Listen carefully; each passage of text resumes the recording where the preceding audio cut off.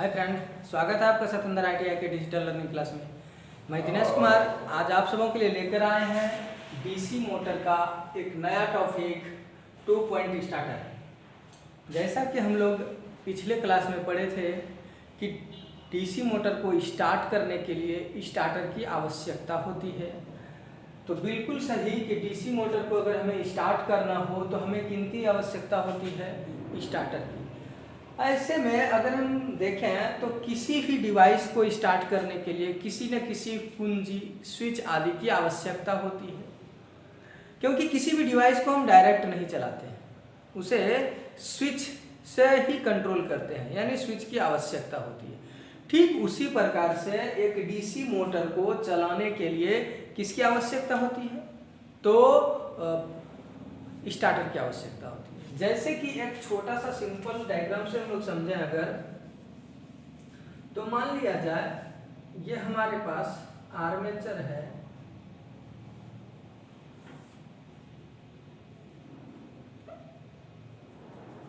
और यहाँ क्या है?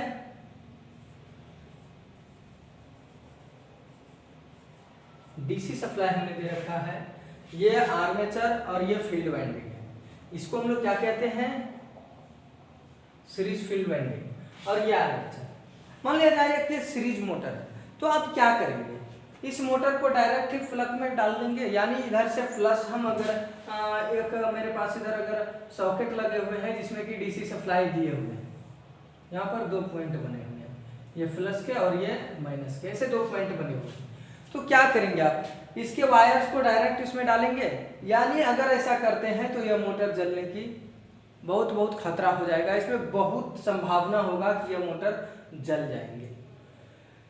तो इसको हम लोग क्या करते हैं? इस मोटर को चलाने के लिए हम लोग एक स्टार्टर का प्रयोग करते हैं। किसका प्रयोग करते हैं?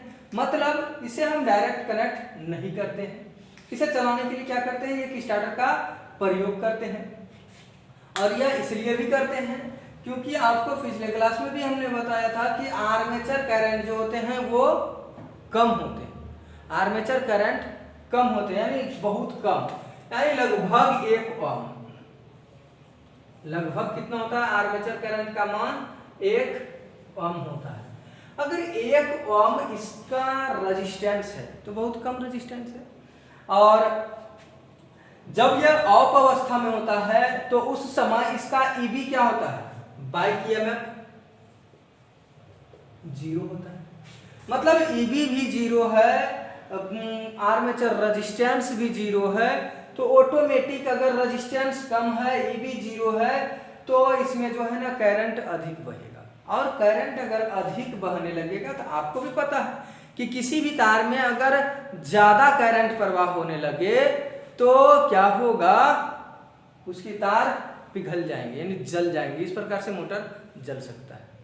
और आपको भी पता है कि मोटर शुरुआती दौर में बिना लोड से भी हो सकते हैं, लेकिन ज्यादातर तो आप देखे होंगे कि सीरीज मोटर बिना लोड के नहीं चलाए जाते हैं। सीरीज मोटर बिना लोड से नहीं चलाए जाते हैं। फिर भी हम लोग देखते हैं ईबी 0 है, आर्मेचर रेजिस्टेंस 0 है, इसलिए इसमें अगर हम डायरेक्ट करंट देंगे तो करंट का मान अधिक होगा, और अधिक होने के कारण से आर्मेचर के कॉइल जल सकते हैं। आर्मेचर के कॉइल्स क्या होंगे? जल सकते हैं। इसलिए इसे हम लोग क्या करते हैं? एक स्टार्टर के माध्यम से चलाने की कोशिश करते हैं और चलाते भी हैं। तो स्टार्टर जो हम लोग प्रयोग करते हैं वो हम लोगों ने पढ़ा है कि 3 प्रकार का स्टार्टर प्रयोग करते हैं। पहला 2 पॉइंट स्टार्टर, दूसरा 3 पॉइंट स्टार्टर और तीसरा 4 पॉइंट स्टार्टर। तो हमने इसका नामकरण जो किया है, मतलब जो नाम इसका है 2 point starter, 3 point starter, 4 point starter, कुछ तो संरचना के अनुकूल ही रखा गया होगा ना। बिल्कुल सही कि 2 पॉइंट स्टार्टर एकदम सिंपल स्टार्टर है। जैसा कि 2 पॉइंट, 3 पॉइंट और 4 पॉइंट स्टार्टर की अगर हम बात करें, 2 पॉइंट मतलब इस स्टार्टर में कितने पॉइंट होंगे कनेक्ट करने के? 2 पॉइंट होंगे। और अगर 3 पॉइंट की बात कर लिया जाए तो उस मोटर में कनेक्टिंग पॉइंट कितने होंगे? 3 होंगे। और अगर 4 पॉइंट की बात कर ली जाए तो उस मोटर में कनेक्टिंग पॉइंट कितने होंगे? 4। तो आप तो समझ ही गए होंगे कि स्टार्टर का जो नाम है वो किसके अनुकूल रखा गया है? कनेक्टिंग पॉइंट के अनुकूल रखा गया है। सीधा सा आंसर है कि स्टार्टर का नाम 2 पॉइंट, 3 पॉइंट और 4 पॉइंट क्यों रखा गया है? तो उसके कनेक्टिंग पॉइंट के अनुकूल इसका नाम रख दिया गया है। जिसमें 2 पॉइंट था उसको 2 पॉइंट स्टार्टर, जिसमें 3 पॉइंट था उसको 3 पॉइंट स्टार्टर, और जिसमें 4 पॉइंट था उसको 4 पॉइंट स्टार्टर कहते हैं। तो आज हम लोगों को क्या जानना है? 2 पॉइंट स्टार्टर जानना है। तो 2 पॉइंट स्टार्टर जो है यह बिल्कुल ही सरल है, बहुत सरल स्टार्टर है 2 पॉइंट स्टार्टर। तो इस स्टार्टर का जो हम लोग प्रयोग करते हैं वो सीरीज मोटर के लिए करते हैं।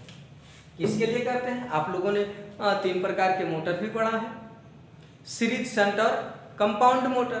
तो आज जो हम लोग प्रयोग करने वाले हैं 2 पॉइंट स्टार्टर का, ये किसके लिए कर रहे हैं? तो ये हम लोग कर रहे हैं सीरीज मोटर के लिए। मतलब अगर सीरीज मोटर में हमें स्टार्टर लगाना हो तो कौन सा स्टार्टर का चयन करेंगे? 2 पॉइंट स्टार्टर का चयन करेंगे। क्वेश्चन आ सकता है कि सीरीज मोटर में किस प्रकार के स्टार्टर का प्रयोग किया जा सकता है, तो बेहिचक आंसर है 2 पॉइंट स्टार्टर का प्रयोग किया जाता है। तो आप देखेंगे कि 2 पॉइंट स्टार्टर को किस प्रकार से हम लोग, आप कहीं बुक में या किसी के नोट्स आदि में भी देखे होंगे कहीं पर कि 2 पॉइंट स्टार्टर के पिक्चर किस प्रकार से होता है, किस प्रकार से इसे बनाया जाता है। तो आप देखे होंगे कि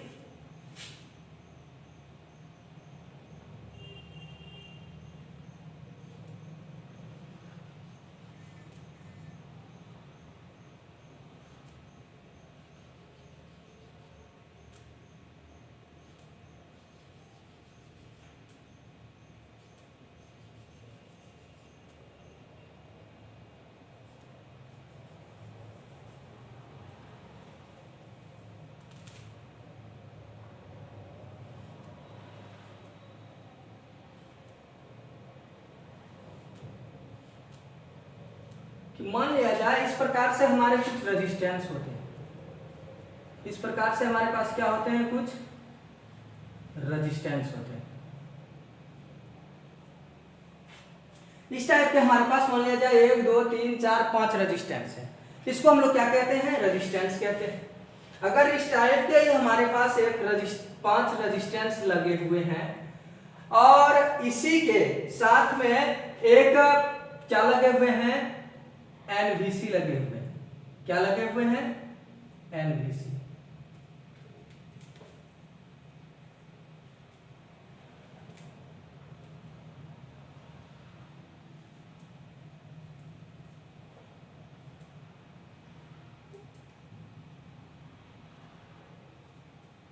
इस पे क्या लगे हुए हैं? एक एनवीसी लगे हुए हैं।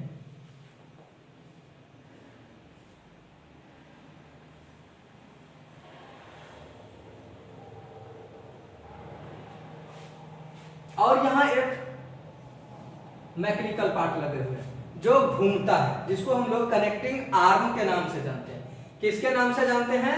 कनेक्टिंग आर्म के नाम से जानते हैं। यानी यह भी डिवाइस है जिसको जो इस रेजिस्टेंस से क्या करते हैं? जुड़ाव करते हैं, यानी कनेक्ट करते हैं, यानी जुड़ते हैं। तो मान लिया जाए ये हमेशा जो रहते हैं ना, ये ऑफ स्थिति में रहते हैं। ये किस स्थिति में होते हैं? ये हमेशा ही ऑफ स्थिति में होते हैं। यहाँ पर एक हैंडल होते हैं जिससे हम उसको मूव करते हैं। आपके एक पॉइंट यहाँ पर भी बने होते हैं, एक पॉइंट यहाँ भी बने होते हैं जो हमेशा किसके ये पॉइंट क्या कहलाता है? ऑफ पॉइंट कहलाता है। और यहाँ जैसे ही हम लाते हैं मतलब इसको हम बोल सकते हैं ऑन पॉइंट। परंतु यहाँ पर आपको पिक्चर में अगर आप देखेंगे तो यहाँ पर आपको ऑन पॉइंट लिखा हुआ मिल जाएगा, जबकि मोटर यहाँ पर भी स्टार्ट होता है। लेकिन इसको हम ऑन इसलिए नहीं बोलते हैं कि मोटर पूरी तरह से यहाँ पूर्ण गति पर गति नहीं करते हैं, यानी जितना उसका गति होना चाहिए उस गति पर इस जगह गति नहीं करते हैं। उसे धीरे धीरे जब हम इसी कनेक्टिंग आर्म को धीरे धीरे यहाँ पर ले आते हैं, इस पॉइंट पर ले आते हैं, ऐसी स्थितियों में क्या होता है? मोटर पूर्ण गति पर होता है। अब हमने बात किया था कि 2 पॉइंट होते हैं, तो बिल्कुल सही कि 2 पॉइंट होते हैं। तो एक पॉइंट तो हमने यहां से देखा और दूसरा पॉइंट यहां से देखा। अब दोनों पॉइंट इस प्रकार से हमारे पास सामने होता है, तो करना क्या होता है कि अगर इधर हमारा डीसी सप्लाई है, ये हमारा एक क्या बन गया, 2 पॉइंट स्टार्टर बन गया।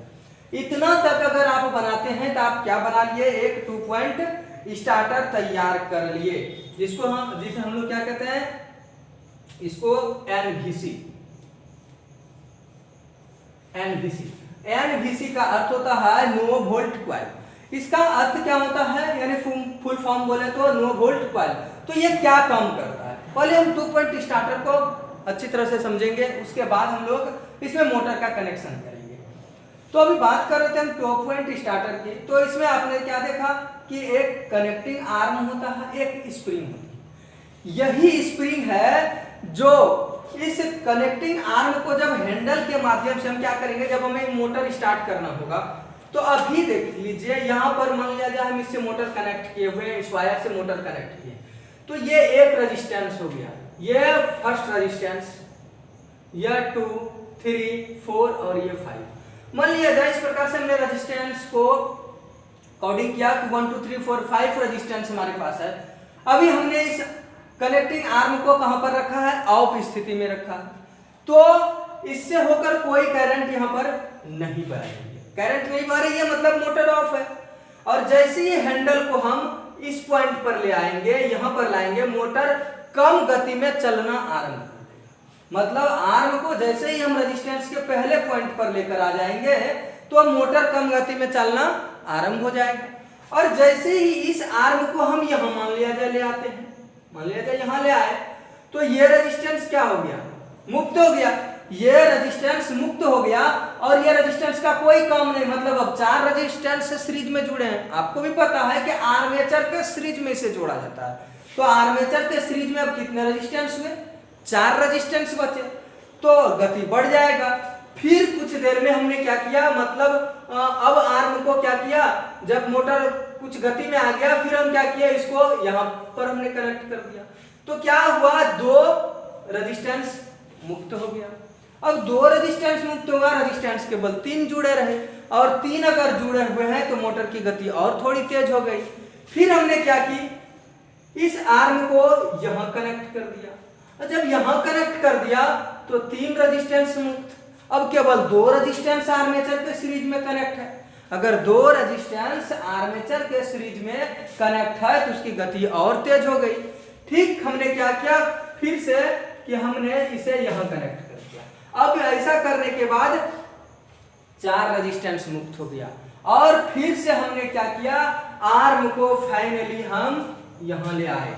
जब यहां ले आए तो 5 रेजिस्टेंस का 5 रेजिस्टेंस मतलब कुल रेजिस्टेंस क्या हुआ, मुक्त हो गया, और आर्मेचर में डायरेक्ट करंट जाने लगे। आर्मेचर में क्या हुआ, डायरेक्ट करंट जाने लगे, और डायरेक्ट करंट जैसे ही जाने लगे, आर्मेचर पूर्ण गति पर आ गए। जितना उसकी फुल आरपीएम है ना, उस फुल आरपीएम पर आर्मेचर रोटेट करने लगा, मूव करने लगा। तो हम लोग क्या करते हैं, आर्मेचर को अपने पूर्ण गति पर लाने के लिए क्या करते हैं, बारी बारी से इस रेजिस्टेंस को मुक्त करते चले जाते हैं, कम करते चले जाते हैं, और एक ऐसा समय आता है जिस समय हम कनेक्टिंग आर्म को ऑन की स्थिति में ले आते हैं, मतलब लास्ट पॉइंट पर ले आते हैं। और जैसे ही ये कनेक्टिंग आर्म यहाँ आते हैं तो क्या होता है, आपको भी पता होगा कि यदि किसी लोहे पर क्वाइल लपेट दिया जाए, क्वाइल मतलब आप समझते होंगे कि अगर किसी छड़ पर हम लोग क्या करते हैं, तार का वाइंडिंग कर देते हैं, वाइंड कर देते हैं उस पर, और उस तार में अगर करंट की प्रवाह कर दिया जाए तो वो लोहा जो है ना, वो क्या बन जाएगा, चुंबक का कार्य करेगा, विद्युत चुंबक का कार्य करेगा। वही काम तो यहाँ पर क्या है ना, एनवीसी नो वोल्ट क्वाइल क्या किया है, यहाँ पर एक लोहा है, और उसी लोहे पर क्या किया है, हमने क्वाइल लपेट दिया है, एक तार लपेट दिया है, जिसके कारण से यह काम क्या करने लगा, एक विद्युत चुंबक का कार्य करने लगा। और अगर यह विद्युत चुंबक का काम कर रहा है, इसका अर्थ यह हुआ कि यह कनेक्टिंग आर्म को जकड़ के रखेगा, यानी जैसे ही हम यहाँ इसको लाएंगे, इस आर्म को ये क्या करेगा, यहाँ पर पकड़ लेगा, जकड़ के रखेगा। और जकड़ के रखेगा, मतलब ये आर्म ऑटोमेटिक इधर नहीं आएगा। तो सवाल तो ये होता है तो क्या अगर ये यहाँ नहीं होता तो हम इस आर्म को यहाँ ले आते तो क्या ऑटोमेटिक ये पीछे आ जाता? बिल्कुल आ जाता, क्योंकि यहाँ पर हमने बोला कि यहाँ एक स्प्रिंग है। आपने भी देखा होगा कि अगर मान लिया जाए एक स्प्रिंग को इस प्रकार से कर दिया जाए, ऐसा ही कुछ स्प्रिंग यहाँ पर भी होते हैं। मान लिया जाए एक स्प्रिंग इस प्रकार से है, इसका ये बिंदु है और यहां से हमने क्या किया, इसको खींच कर, अभी सपोर्ट दैट यही चित्र आप यहाँ पर अगर देख पाते होंगे कि यही चित्र मान लीजिए यहाँ पे होता और इसी पर यह आर्म होता, तो क्या कर रहे हैं हम, इसको खींच कर यहां ले आ रहे हैं तो ये फैल जाएगा। यह स्प्रिंग क्या होगा, फैलेगा। यह स्प्रिंग जैसे ही फैलेगा तो ये इधर आने की चेष्टा करेगा, इधर कोशिश करेगा। ये मैकेनिकल पार्ट है, फिर भी हम बताएंगे इसको कि ये क्या होता है ना कि जब हम इसको खींच के यहाँ ले आएंगे तो फिर ये क्या करेगा, अपने निश्चित स्थान पर आने की कोशिश करेगा। और जैसे ही यहाँ पर हम लोग जो मैग्नेटिक फील्ड बना रहा है, यहाँ पर चुंबक बना रहा है, ये अपना प्रभाव कम करेगा तो ये ऑटोमेटिक खींच के यहाँ आ जाएगा। और अगर यहाँ चुंबक नहीं होता तो हम ये कनेक्टिंग आर्म को तो यहाँ लाते, परंतु यहाँ टिकता नहीं, वो रुकता नहीं, पुनः वो यहाँ आ जाता। इसलिए हम लोग क्या करते हैं, यहाँ एक चुंबक का प्रयोग करते हैं, विद्युत चुंबक का प्रयोग करते हैं, ताकि यह कनेक्टिंग आर्म यहाँ आकर क्या हो सके, चिपक सके, यानी इससे वह जुड़ सके, इससे जुड़ कर रह सके और मोटर सुचारू रूप से चल सके। लेकिन अब हम लोगों को समझना यह है कि जब लाइट चली जाती है, यानी लाइट कट गई, अगर लाइट कट जाने के बाद तो क्या होगा, ये यहाँ पर चिपक के रहेगा? नहीं। क्यों नहीं चिपकेगा? क्योंकि यह विद्युत चुंबक है, ये कोई अस्थायी चुंबक तो है नहीं कि हमने एक बार चिपका दिया तो वो चिपका हुआ रहेगा, ऐसा नहीं होगा। जैसे ही लाइट कटती है या यहाँ का चुंबकीय गुण जो है वो शून्य के लगभग हो जाएगी, बिल्कुल नगण्य हो जाएगी, क्योंकि पूरी तरह से शून्य नहीं होती है, क्योंकि आपको भी पता है कि किसी भी चीज में अगर एक बार हम चुंबकत्व प्रवाह करते हैं तो उसमें रेजिडुअल मैग्नेट का अंश रह जाता है, यानी बचा हुआ अवशिष्ट चुंबकत्व रह जाता है, जिसे हम लोग रेजिडुअल मैग्नेट के नाम से जानते हैं। लेकिन उसका जो शक्ति है इस स्प्रिंग के शक्ति से कम हो जाता है, इसलिए ये जो है ना वापिस अपने ऑफ स्थिति में आ जाते हैं। और ऑफ स्थिति में आ जाने के बाद अगर हम फिर से मोटर को चलाने के लिए तैयार नहीं है और लाइट आती है तो मोटर सुचारू रूप से अपने नहीं चलेगी। यही इसकी विशेषता है कि इस स्टार्टर को लगाने का सबसे बड़ा फायदा है कि अगर किसी कारणवश शॉर्ट सर्किट आदि कुछ भी होती है तो लाइट कट होती है, तो कट होने के बाद यह ऑफ स्थिति में आ जाती है और फिर से पुनः अपने स्टार्ट नहीं होना है। जैसे कि आप लोग घर में किटकैट स्विच का प्रयोग करते हैं तो उसे ऑन अगर एक बार कर दिए, लाइट कट गया तो बल्ब बंद हो जाती है, मोटर बंद हो जाती है, फिर लाइट आई तो सुचारू रूप से चलना स्टार्ट। इस स्टार्टर से वैसा नहीं होता है, इसे बार बार आपको चलाना पड़ता है, क्योंकि इसकी जो कनेक्टिंग आर्म है वो एनवीसी से वापिस ऑफ कंडीशन में आ जाते हैं। वो किसके माध्यम से आते हैं? तो स्प्रिंग के माध्यम से आते हैं। बिल्कुल आप समझ पाए होंगे 220 स्टार्टर को। अब बात आती है कि 220 स्टार्टर तो हमने समझ लिया। मान लिया जाए अगर हमें एग्जाम में, आपको हम इतना डिटेल इसलिए बता रहे हैं कि क्योंकि यह क्वेश्चन हमने कई बार देखा है कि एग्जाम में थ्योरी में कम और ड्राइंग में ज्यादा पूछा गया है। ड्राइंग में इसका चित्र प्रदर्शित करने के लिए दिया जाता है और ज्यादातर स्टूडेंट इसे प्रदर्शित नहीं कर पाते, जबकि बिल्कुल साधारण है, बिल्कुल सिंपल है। इसका चित्र बनाना कोई तामझाम नहीं है, एकदम आसानी पूर्वक कभी आपके सामने हमने इसे प्रदर्शित किया और इसे आसानी से हम बना सकते हैं। लेकिन वहां पर क्या होता है कि केवल यानी 220 स्टार्टर नहीं हम लोगों को बनाने बोलता है, वहां क्या बोलता है, इसके साथ कनेक्टिंग मोटर भी होना चाहिए, यानी पूरी तरह से कनेक्शन होना चाहिए। तो हम कनेक्शन भी इसका करके दिखाएंगे। जब हमारे पास दो बिंदु आ चुके हैं, दो बिंदु निकल चुके हैं, तो अब हमको क्या करना है, केवल कनेक्शन ही करना है ना। तो कनेक्शन के लिए हम सबसे पहले मोटर को देखते हैं कि मोटर कैसा होता है।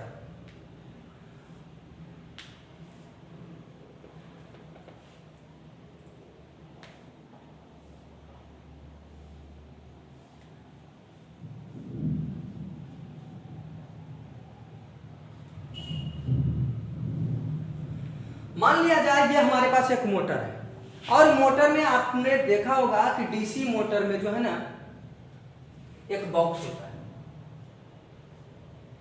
ठीक है, जिसको कनेक्टिंग बॉक्स या जंक्शन बोर्ड के नाम से, बॉक्स के नाम से भी जानते हैं। यहाँ पर 4 पॉइंट होते हैं।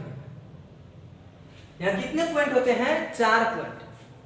आर्मेचर 1, इसको हम लोग क्या कहते हैं? आर्मेचर 1, आर्मेचर 2, और यहाँ पर रहता है D1 और D2। तो हम लोग क्या करते हैं कि इसको कनेक्ट पहले करते हैं। इसको सबसे पहले ही हम लोग क्या करते हैं? कनेक्शन कर लेते हैं। इसको अंदरूनी कनेक्शन हम लोग करते हैं इस प्रकार से, इसको शॉर्ट कर देते हैं। एक यहाँ से निकल गया और एक यहाँ से निकल गया। अब मोटर में भी हमको कितना जोड़ना है? 2 ही जोड़ना, और 2 तो यहाँ भी हमको जोड़ना। अब तो आपको समझ में आया होगा कि मोटर में भी 2 पॉइंट और स्टार्टर में भी 2 पॉइंट, तो इसी से हम इसको कनेक्ट कर सकते हैं। हाँ, तो इसी से कर सकते हैं। तो आपको क्या करना है? इसी के सीरीज में एक क्या करना है आपको? आर्मेचर बना देना। तो हम यहां पर एक आर्मेचर बनाते हैं। हमने एक आर्मेचर तैयार किया, और आर्मेचर के ही सीरीज में ना होता है सीरीज फील्ड। आर्मेचर के सीरीज में क्या होता है? Series field. बिल्कुल सही, आर्मेचर के सीरीज में सीरीज फील्ड होता है सीरीज मोटर में। तो इसी के सीरीज में हमने क्या किया? एक सीरीज फील्ड कनेक्ट कर दिया। अब जैसे ही हमने सीरीज फील्ड इसमें कनेक्ट कर दिया, तो आपको आगे क्या करना है कि इसमें भी एक फ्यूज लगा देते हैं। मान लिया जाए इसमें एक हमने क्या किया? फ्यूज लगा दिया, क्योंकि फ्यूज सुरक्षा युक्ति है और लगाना भी चाहिए। तो हमने क्या किया? एक यहां पर फ्यूज कनेक्ट कर दिया, फ्यूज कनेक्ट कर दिया। और जब हमने फ्यूज कनेक्ट कर दिया इसमें, अब आपको क्या करना है? एक स्विच का प्रयोग करना है। एक क्या करना है? स्विच का प्रयोग करना है। तो स्विच का प्रयोग करने के लिए आप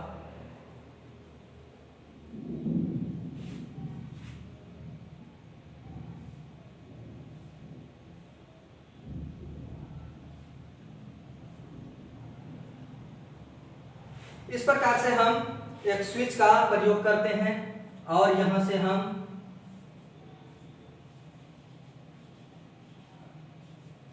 डीसी सप्लाई देते हैं।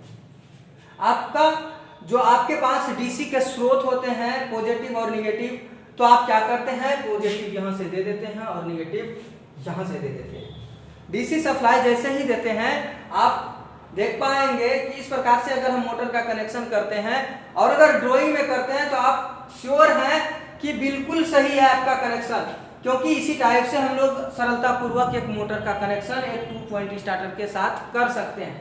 और जब इस पर लाइट हम लोग दे देते हैं, तो देखते हैं कि यह पॉजिटिव से होकर मतलब कि हम लोग का जो है कनेक्टिंग आर्म तक जाती है, और इससे होकर रेजिस्टेंस होते हुए एनवीसी को होते हुए आर्मेचर तक आती है, और आर्मेचर मूव करने लगते हैं।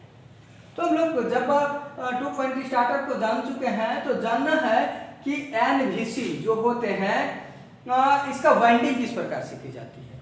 तो एनवीसी की जो वाइंडिंग होती है वो मोटे तारों की जाती है। और क्यों भाई ऐसा क्यों किया जाए? मोटा तार का ही क्यों करेंगे हम वाइंडिंग, और कम टर्नों की ही क्यों करेंगे? कई बार आपसे क्वेश्चन पूछे जाते हैं कि जो 2 पॉइंट स्टार्टर है इसका वाइंडिंग किस प्रकार से होती है।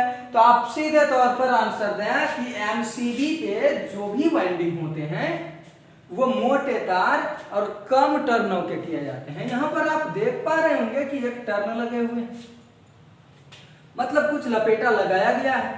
तो ये कम लपेटे लगाए जाते हैं, परंतु तार मोटी होती है। तार मोटे तो होते हैं, यानी मोटे तारों की कम लपेटों वाली कुंडली तैयार की जाती है, यानी इस पर लगाया जाता था। ऐसा क्यों? मोटा तार हम क्यों प्रयोग करेंगे?